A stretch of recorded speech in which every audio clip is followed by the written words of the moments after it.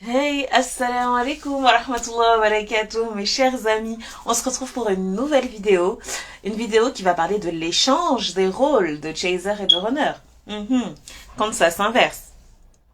Voilà, quand ça s'inverse, quand le runner devient un chaser et le chaser devient runner. Donc avant de commencer, je tenais quand même à préciser que ce sont des étiquettes, ce sont des repères. Chaque parcours est unique, chaque âme est unique, chaque vie est unique. Et là, on utilise ces repères-là pour pouvoir identifier, donc pour pouvoir en parler. Parce que voilà, dès qu'on touche à ce monde si abstrait qui est le monde de l'invisible, il est difficile de pouvoir clairement nommer les choses comme elles se doivent. Donc voilà, aujourd'hui on va essayer de parler de l'échange du runner et du chaser. Donc avant de commencer, je veux me présenter. Comme ça tu sauras qui se cache derrière cette chaîne de Muslim Flamme Jumelle. Donc je suis Litchi, j'ai 25 ans. Et je me suis beaucoup identifiée à ce parcours parce que je l'ai vécu, j'en ai fait l'expérience. Et j'ai décidé d'en parler avec vraiment le regard et l'observation d'une musulmane. C'est vraiment très important pour moi parce que je considère que lorsqu'on observe à travers les lunettes de l'islam, on a beaucoup encore plus de recul que dans toutes les autres sciences humaines qui existent et c'est ce qui nous permet de vraiment avancer avec beaucoup d'apaisement et beaucoup de sérénité dans ce parcours. Oh, les cœurs affluent. Oh, attendez, parce que moi je suis en live. Hein. Pour celles qui ne savent pas, ce sont toujours temps des rediffusions de mes lives sur Instagram. Coucou Alia, coucou Mina, j'espère que vous allez bien. Plein de petits cœurs, oh c'est adorable les filles. Mina dit, je suis en pause café et je tombe sur ton live. Ah bah alhamdoulilah. Donc, alors, l'échange, c'est de ce dont c'est vraiment, je sais, le fameux moment, surtout quand on arrive au début du parcours, on se dit, mais c'est quoi ce switch? On parle souvent de switch, de shift pour certains. Moi, je préfère le terme shift parce que dans shift, il y a cette notion d'élévation. Voilà. On change, on inverse les rôles, certes, il y a un échange, mais qui se fait toujours dans l'élévation. Alors, qu'est-ce que c'est que cet échange? Il viendra un moment où tu auras compris ton défi. Si tu n'as pas compris de quel défi je parle, je t'invite à regarder les autres vidéos que j'ai faites au sujet du comportement du runner et du chaser. Encore une fois, à prendre avec des pincettes, chaque parcours est unique. Donc, voilà, donc là, tu comprends ton défi, donc toi, en chaser, tu comprends que tu dois apprendre à t'aligner avec toi-même, apprendre à ne plus pourchasser cet autre, apprendre à libérer ton enfant intérieur. Et pour le runner, tu comprends que tu dois libérer ton parent intérieur. Oh là là, c'est des notions tellement abstraites. Non, t'inquiète pas. Parent intérieur, ça veut juste dire que tu dois apprendre à être une personne beaucoup plus responsable, beaucoup plus engagée. Et je sais que pour toi, runner, c'est tellement difficile parce que tu n'as pas appris à le faire. Mais là, c'est génial parce que tu as l'occasion de faire ce travail-là. Pareil pour toi, chaser, tu es dans une phase où tu es complètement choqué, fatigué, exténué par cet amour qui te transcende et tu as envie de le contrôler, tu as envie de le cadrer, mais c'est impossible parce que cet autre part. Et donc là, c'est une invitation pour toi aussi de libérer ton enfant intérieur et d'apprendre à savourer l'instant présent. Donc c'est génial. Donc normalement, si tu comprends le défi de ta rencontre, tu arrives à un moment où tu vas switcher. Alors, c'est quoi le switch? C'est ce moment où toi, runner, tellement tu auras libéré ton parent intérieur que tu voudras aussi être dans cette relation, tu voudras l'engager, tu voudras l'officialiser, tu voudras entamer une relation beaucoup plus puissante parce que tu vas te lever un matin et tu vas te dire mais tu vas te réveiller avec tellement de culpabilité, tellement de regrets, tu vas te dire mais c'est pas possible, j'ai été bête, cet autre venait toujours à moi avec tellement d'amour, tellement de pureté et je fermais les yeux et je fuyais et je me rendais pas du tout compte que je fuyais. Parce que oui, hein, pour les chasers, c'est important. Ne pensez pas que eux, ils se rendent compte. Non, non, non. Ils se rendent compte uniquement de la partie voyante de l'iceberg. Hein. Ils se rendent pas compte que c'est dû à un formatage, etc. Non, non, non. Eux, ils fuient parce que, c'est c'est automatique. Voilà, c'est automatique. Et du coup, de l'autre côté, on a un chaser qui pense tellement à lui, qui est tellement dans l'enfant intérieur, qui va savourer sa vie, faire des rencontres, recentrer sur lui-même, accéder sûrement à sa mission de vie à ce moment. Et voilà quoi, franchement, son runner, ni chaud ni froid quoi. Mais vraiment, ni chaud ni froid. Limite, c'est plutôt froid parce que quand même, il se rend compte que ouais, il a morflé quand même. Donc il y a une part de voilà, il y a une part de digestion. Il a envie de digérer et de prendre le temps de recentrer sur lui-même. Donc là, le runner, il va commencer à réintégrer ta vie, chaser. Il voudra voilà toquer à ta porte, t'envoyer des messages, alors qu'il n'a jamais fait ça avant. Il va faire des choses qu'il n'a jamais fait. Et toi, tu sais que c'est énorme. Mais bon, voilà quoi, t'es totalement passive parce que tu sais que toi t'as fait plus. Donc ce qui montre là pour toi, bon, c'est rien quoi. Je suis là, ouais, ok. Ah, tu m'aimes, bah ouais, super, ouais, ok, bon, bah, voilà quoi. C'est super pour toi, mais voilà, moi je fais ma vie. Donc il faut bien comprendre qu'à ce moment-là, il y a autre chose qui se passe aussi dans la vie, souvent des deux, c'est qu'ils acceptent un vrai éveil. Et ça, la gestion de l'éveil, c'est important aussi, parce qu'on ne veut plus retourner en arrière. On devient totalement observateur de cet ego qui est en nous. Et quand on voit ces pensées, tous ces blabla, toutes ces choses-là qui sont assimilées à nos peurs, à nos attentes, à nos envies, le travail qui arrive pour toi, runner ou chaser, ce sera de les observer en tant qu'observateur. Tu seras observateur de ces pensées. Tu seras observateur de cet ego. Et tu te placeras là devant eux, et tu les regarderas avec beaucoup de sérénité, peut-être même avec beaucoup de compassion, parce que tu diras, ah, bah voilà, ça c'est le formatage que j'ai toujours porté depuis toutes ces années. Ça, c'est un formatage qui découle de cette peur inconsciente de telle chose, telle chose, telle chose. Tu arriveras à avoir tellement, tellement de recul. Et ça, c'est quelque chose qui va te servir toute ta vie et dans toute ta conscientisation de ta place dans l'univers. Voilà. Et je tenais quand même à parler de Wahdat al-Wujud. Qu'est-ce que c'est que Wahdat al-Wujud? C'est comment traduire ça en français. Franchement, l'arabe c'est une langue tellement riche. La traduire en français, c'est vraiment casser beaucoup de, c'est comment dire, exclure beaucoup de notions. Mais je vais essayer de traduire ça par Wahdat al-Wujud.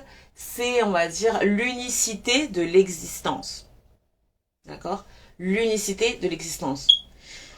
Grosso modo, tout est lié. Tout ce qui est dans cet univers, que ce soit dans le monde visible, le monde invisible, que ce soit Dieu à nous, que ce soit les êtres humains entre eux, nous sommes tous liés. Et clairement, quand tu arrives dans cette phase de switch, tu as clairement basculé dans cet éveil de conscience.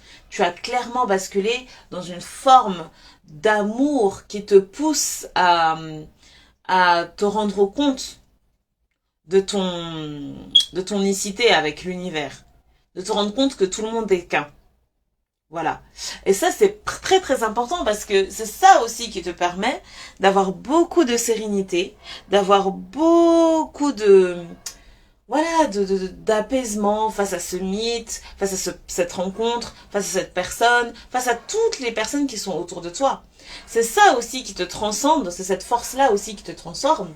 De cette conscientisation de Wahdat al-Wujud, hein, de l'unicité d'existence, c'est ça aussi qui te transcende à cheminer vers ta vie, à cheminer vers ton chemin de vie, à cheminer même vers ta mission de vie, parce que tu te rends compte que, voilà, take easy, it's just life, you know, et c'est juste la vie, quoi, c'est comme ça qu'elle est faite, et surtout en tant que chaser, tu as encore plus cette conscientisation. Moi, je pense vraiment que le runner, lui, il a cette conscientisation-là, mais qu'elle n'est pas forcément intellectualisée. Et que lui, justement, son défi aussi, ce sera de pouvoir l'intellectualiser pour, oui, gagner une certaine sérénité. Donc voilà. Alors, concrètement, comment ça se vit? Dis-nous, Litchi, là, comment ça se vit en vrai? Le switch, le shift, l'échange des rôles, il sera très très simple. C'est-à-dire que toi-même dans ta vie de tous les jours, toi-même dans tes ambitions, dans tes actions, dans ton comportement, même physiquement, tu vas voir que tu vas pomper, absorber beaucoup d'éléments qu'à ton runner. C'est-à-dire que tu vas avoir une vie, toi en tant que chaser, tu vas avoir une vie qui demandera beaucoup plus l'appel de l'enfant intérieur.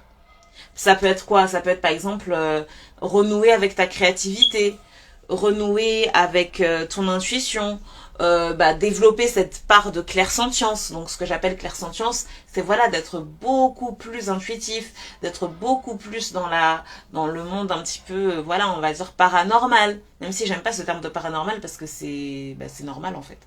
Bref, mais c'est hors norme. Voilà, je préfère hors norme, c'est mieux. Hors norme. Tu vas être beaucoup plus à même d'embrasser les difficultés et les choses imprévisibles de la vie. Pareil pour toi, runner. Toi, tu vas passer par cette phase où tu vas avoir une grande remise en question. Toutes tes croyances vont éclater. Tout le masque, tout ce temps que tu as porté le masque va être un temps un peu de regret. Et tu vas arriver à une phase où tu voudras être beaucoup plus en harmonie avec des engagements, avec des officialisations. Et tu vas voilà commencer à te responsabiliser de part et d'autre. Et en fait, tu vas clairement vêtir l'habit de ton chaser, toi runner. Parce que c'est exactement ce que fait le runner, c'est chercher à créer un cadre sécurisant, un cadre où tu es responsable pleinement. Et sortir clairement de cette posture un peu de victime. Au contraire de toi, chaser, tu vas avoir une posture où dans cette légèreté, dans cette candeur, dans cette liberté, parce que toi tu vas vraiment le vivre comme une libération, hein, tu vas apprécier les choses imprévisibles de la vie et tu vas totalement être en accord avec ça en fait, avec cette partie de la vie. Donc ça c'est vraiment incroyable parce qu'on se rend compte que là, tout doucement, on arrive à une forme d'alignement intérieur. On arrive à une forme d'alignement certes intérieur, mais aussi extérieur. Parce que tu es tourné en fait vers ta lumière qui permet de voir clairement ce qui se passe dans l'univers avec tes sens, mais aussi à l'intérieur avec ton sixième sens qui est clairement la résultante de ce que te dit ton cœur, de ce que te dit ta vérité intérieure. Donc ça c'est magnifique. Vraiment quand tu arrives à cet état-là, souvent on parle, moi j'ai pas encore trouvé l'équivalent islamique. Donc si vous dans les commentaires vous connaissez l'équivalent islamique, n'hésitez vraiment pas à me partager ça. Ce que dans l'hindouisme on appelle le samadhi. Alors, qu'est-ce que c'est que l'état de samadhi?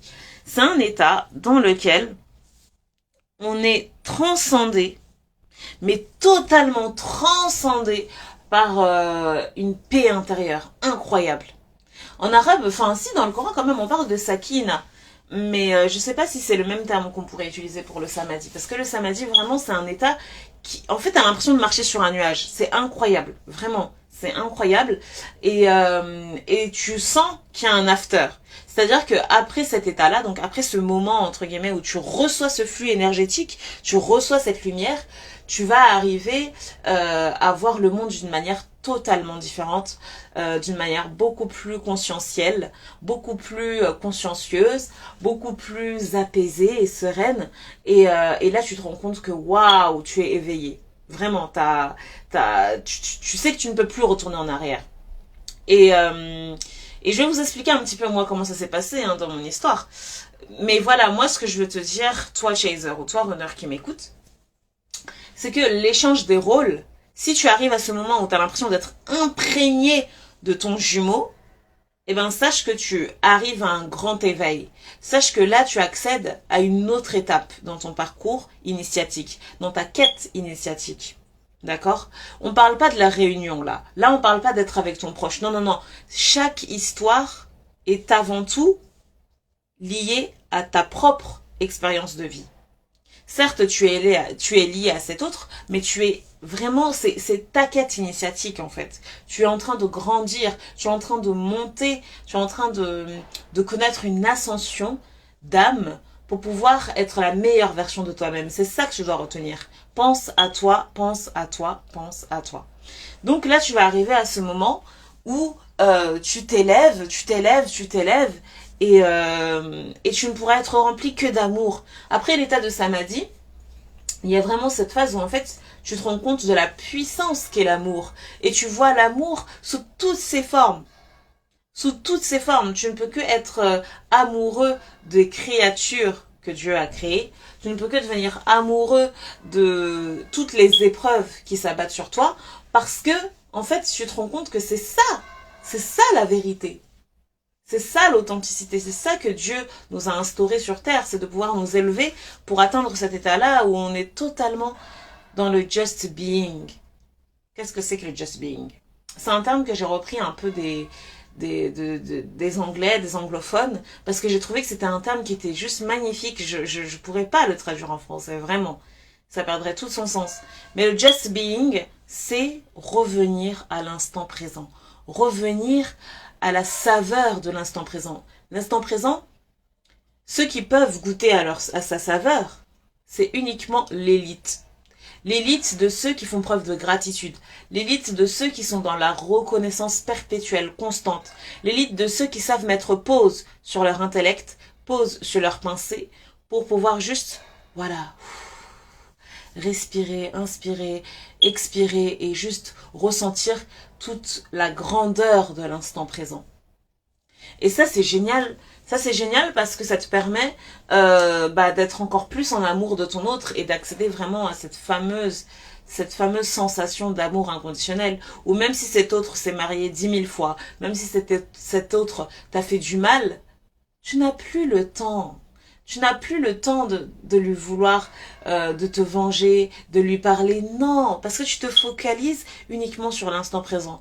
Quand vous vous échangez des messages et qu'il te parle une fois, et qu'il ne répond plus après, tu n'as plus ce temps d'être frustré et fâché parce qu'il ne t'a plus répondu. Non, tu as tellement savouré cet instant présent, savouré ce moment où il t'a répondu ne serait-ce qu'une seconde, juste par un petit ok ou un petit ça va, tu es reconnaissante de ce petit ok et tu le savoures à l'intérieur de toi. Waouh! Si toi tu reconnais ce moment-là, ce moment où tu es dans le just being, ce moment où tu écoutes ton cœur, ce moment où tu es pleinement dans le ressenti véritable de la vérité, alors sache que tu as atteint une grande ascension dans ton parcours, une grande ascension dans ta quête initiatique, parce que ce que tu vises, c'est l'authenticité. Cette rencontre, la finalité, et je t'invite, si tu n'as pas regardé la vidéo sur la finalité du mythe FJ, c'est d'aller voir ce que je dis sur le sujet. Parce que ça va te permettre de prendre conscience à quel point c'est une chance inouïe. C'est une chance inouïe. Donc voilà, toi mon ami qui m'écoute, j'espère que tu comprendras mes mots. On retient bien que cet échange de rôle, ce switch, ce shift, c'est une manière de t'annoncer que tu as grandi. Et j'ai parlé aussi de la ressemblance physique, de l'entraînement physique, parce que oui, on peut observer chez pas mal de dames qui sont dans ce parcours, qu'elles ont ce moment en fait où elles s'imprègnent tellement de la personne qu'elles vont ressentir ce qu'il est, qu'elles vont ressentir voilà ses angoisses, ses peurs et tout, et que ce sera un peu plus décuplé quand même après cette phase-là. Il y en a d'autres aussi qui vont avoir des changements physiques.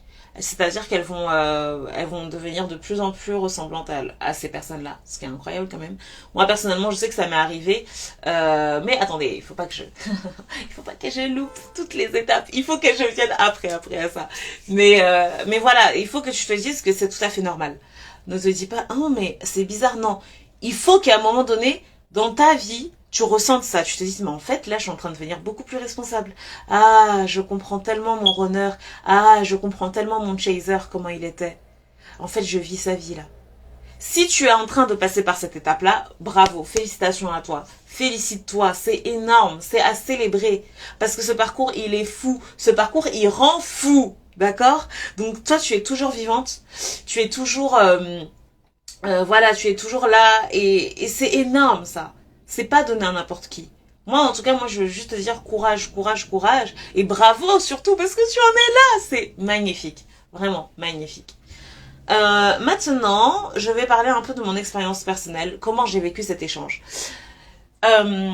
Du coup, moi je me rappelle très bien que avec mon runner, avec Ananas, ceux qui savent pas, Ananas c'est le nom que j'ai donné à mon jumeau parce que l'ananas et le litchi se marient parfaitement. Parfaitement bien. Donc je me rappelle que quand j'étais dans cette phase un peu de séparation, j'avais énormément changé sur moi. J'avais énormément changé et j'allais de plus en plus vers cette dimension un peu, vous savez, de runner en fait, de s'adapter aux autres. Je me suis toujours considérée comme un extraterrestre. Les gens me considéraient beaucoup comme un extraterrestre.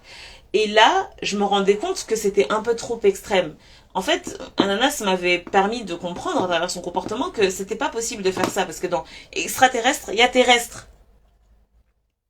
Il y a terrestre. Donc, il faut vraiment, vraiment, vraiment que je revienne sur Terre et m'adapter aux gens. Même si c'est ultra difficile pour moi, mais je me dois de m'adapter aux gens. Et donc je me suis lancée dans l'entrepreneuriat. J'ai monté ma boîte pour vous dire, donc inutile de vous dire que bah il y a pas plus terrestre de faire face à monter sa propre start-up, à voilà, à grandir, à trouver des collaborateurs, etc. Blablabla. Bla, bla, bla. Vous savez très bien que voilà, c'est une grande charge mentale, c'est des responsabilités, de hautes responsabilités, puisque t'es ta propre chef, t'es ta propre patronne. Donc ça demande beaucoup de d'humanité, beaucoup de patience, beaucoup de persévérance et surtout beaucoup de terrestreté. Donc moi clairement je me suis dit ok Litchi, it's your time, ok, tu vas souffrir, tu vas voir ce que ça fait que d'être entouré d'êtres humains, tu vas voir ce que ça fait de devoir répondre, présent à ce genre de responsabilité qui est de plaire aux autres. Et moi avant j'avais même pas pensé à cette conciliation là parce que pour moi c'était une perte de temps. Mais là j'ai compris que non. Parmi les règles de l'univers, on se doit de vivre en communauté, on se doit de vivre avec des gens et concilier cette part de nous qui le veut pas. Donc moi ça a été vraiment très très difficile, je l'avoue au début et ça l'est toujours. Hein. Mais j'ai voulu me challenger pour comprendre jusqu'où je pouvais aller. D'accord. Mais j'ai vraiment compris à quel point c'était quelque chose que vivait Ananas tout le temps, quoi. Qui faisait ce travail-là. Donc ça m'a vraiment permis de rentrer dans sa tête. Vraiment. Autre chose aussi que j'ai beaucoup assimilé à notre échange, c'était le fait que je me suis vue gagner des grains de beauté. Et sur mon visage. Et en fait, j'ai été vraiment très étonnée parce que les grains de beauté apparaissaient à des endroits c'est les mêmes endroits que lui a. Par exemple, un truc tout bête, mais sur la joue, j'ai un grain de beauté qui est apparu au cours de l'année dernière. Et quand je l'ai revu, mais j'ai vu qu'il avait le même grain de beauté. Et je me suis dit, mais, j'ai eu le même grain de beauté que lui, là.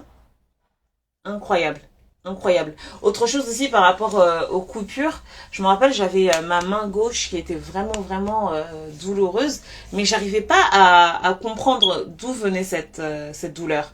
J'avais rien porté de lourd, je m'étais jamais coupée.